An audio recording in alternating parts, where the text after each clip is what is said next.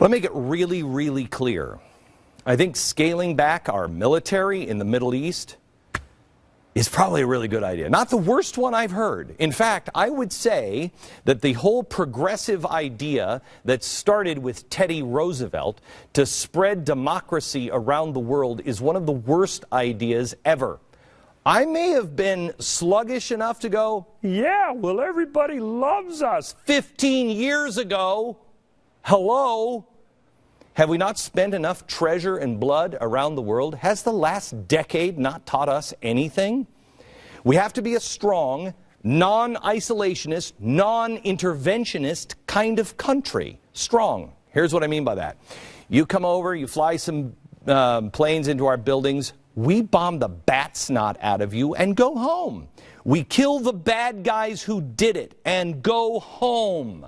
What are we still doing in Afghanistan? I believe, I for one, maybe not you, it is well past time to announce that this progressive idea, be it from John McCain or George Bush, Bill Clinton or Barack Obama, that we need to nation build and be the world's policeman is dead and possibly the worst idea America has ever had. But let me take you back to Sugar Plum Fairy Pop land of the New York Times. They go from the front page into this. Let me take you to Saudi Arabia. Because for a president who's hooked on diplomacy, doesn't it seem like our president is converting all of our friends into enemies? Not that I was ever a big fan of George W. Bush taking the long strolls at his Crawford Ranch holding hands with the Saudi princes. Boy, I don't miss those days. That was creepy. But you also have to be a realist, and before you start cutting off your friends and making them enemies, you might want to look at your own situation here. For instance, energy prices are up 42% in a decade. Okay, well maybe we should start exploring for our own, because getting into bed with these guys isn't good.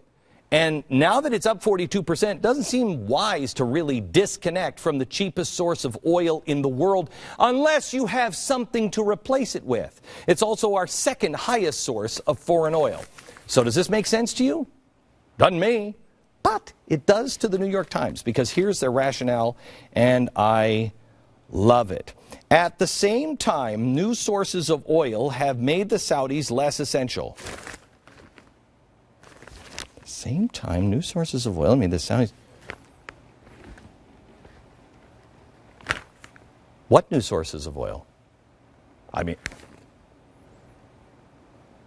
serious question. Anybody on the set? Anybody know of a new source of oil that we've had? It's not Canada. Keystone Pipeline, we're not. President blocked that one. More drilling permits in the Gulf? No. Alaska? No. Where is this magical fount of oil that is sprouted up? Have little oil rigs just started to grow in the West Lawn in place of the First Lady's veggie garden? I'm not really sure. America, I want us to break up with the Saudis. I want Israel to take care of itself. I want to be out of the business of everybody else. But not standing with the only person that understands capitalism in the entire region while pissing off the Saudis really doesn't seem like good news. You know, breaking up with Israel, not so much. Our overseas policies matter, especially when your policies here don't match. You want to break up with the rest of the world? Fine, but you have to be self-sufficient. We're cutting ourselves off from energy suppliers while at the same time diminishing our own access to affordable energy. Hello? Hello? Hello? Oh yeah, but we're going to go green. Stop with the green nonsense. Maybe someday. Not today. Another green company that the president invested your money in just went bankrupt, cost you $139 million. Why are we doing this? If green energy is so needed, the free market will figure it out. Okay, so I have to say, we have no money left. We're really whittling down our friends. We have no oil. We have no sufficient source of energy to fill in the gap because we're closing the coal plants, we won't drill for oil, and we won't build a pipeline. That sounds like energy shortage. When that comes, oh, and it will, remember this day. And so what does that mean for you? Well, when you are not self-sufficient, you are a slave to whomever holds the bag of food or the bag of black gold.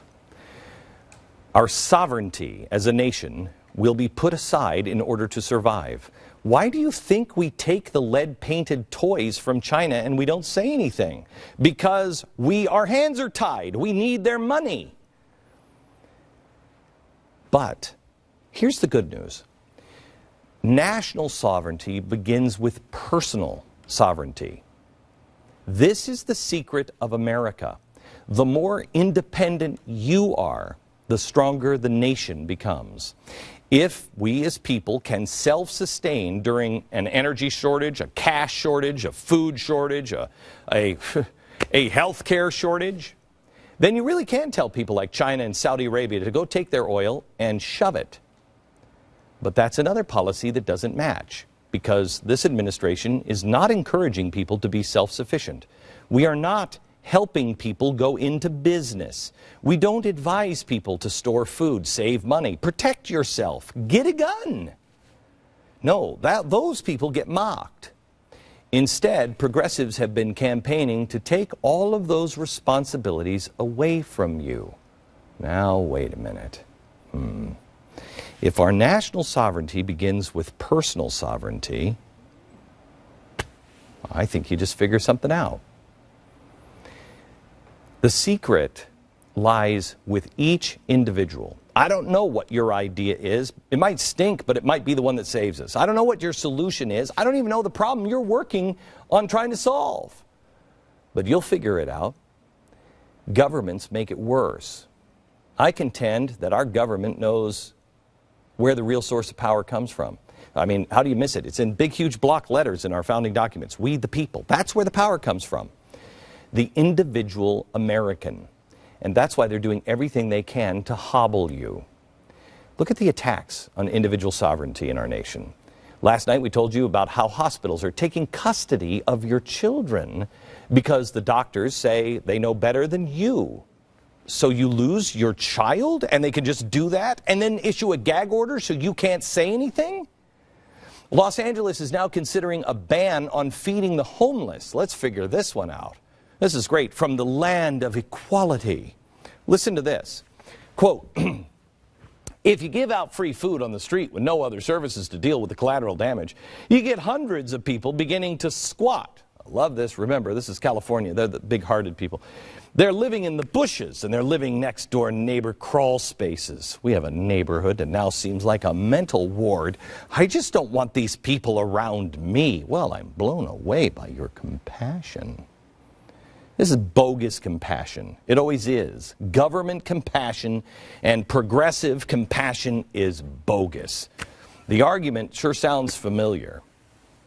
It's a familiar argument. Don't feed the animals. Ooh, are animals in cages? Well, people are animals too, you know. How about school choice? Are we moving towards freedom with the government? As that thing is collapsing, are they encouraging you? No. In fact, just the opposite. They've got Common Core, and then off to the side, a really important story that nobody's paying attention to is the president, his silence on the German family who we've had on this program, who were granted access to the United States and then denied asylum after they fled Germany because they weren't allowed to teach their kids in their own home. Here's an update on that story. The Supreme Court now has ordered today the administration to respond to the family's appeal. But I can guarantee you what they're going to say. They're going to say, no, send them back. We'll give asylum to anyone, but not these people. Why? Because then the government will be on record saying you have an inherent God-given right to raise your children and teach them the way you see fit. Government can't have that. You now have to purchase a product in order to be considered law-abiding. Catholic and other religious healthcare institutions are forced to violate their own beliefs and provide birth control and abortions. An update on this one, too. Supreme Court's going to take another look at that issue.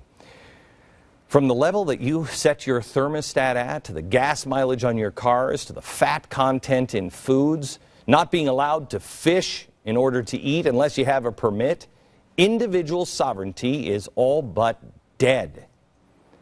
And people are becoming more dependent, and many people like it that way.